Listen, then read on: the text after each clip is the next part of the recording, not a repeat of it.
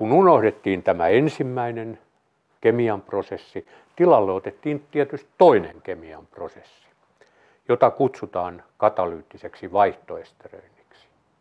Jälleen menemättä tuohon, se on hyvin syvää kemiaa. Se on hyvin syvää kemiaa. Mitä kaikkea tapahtuu siinä, kun kasviöljy kovetetaan tällä tavoin margariiniksi. Lyhyenä yhteenvetona voi jälleen todeta, että siinä prosessissa, se riippuu hiukan sen prosessin olosuhteista, käytetystä niin sanotusta katalysaattorista ja käytetyistä kasviöljyistä. Me saamme kymmeniä ja kymmeniä rasvoja, minä kutsun niitä uusrasvoiksi. Niitäkään ei ole koskaan aikaisemmin ollut ihmisen ravitsemuksessa.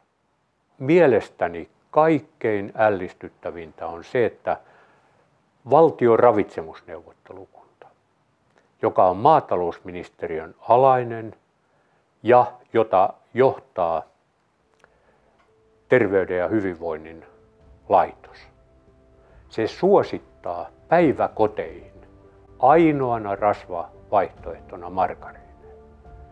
Minun johtopäätökseni on se, että tällä tavoin meidän kansakuntamme kaikkein pienimmät, ne on huomattavan ravitsemuskokeen kohde.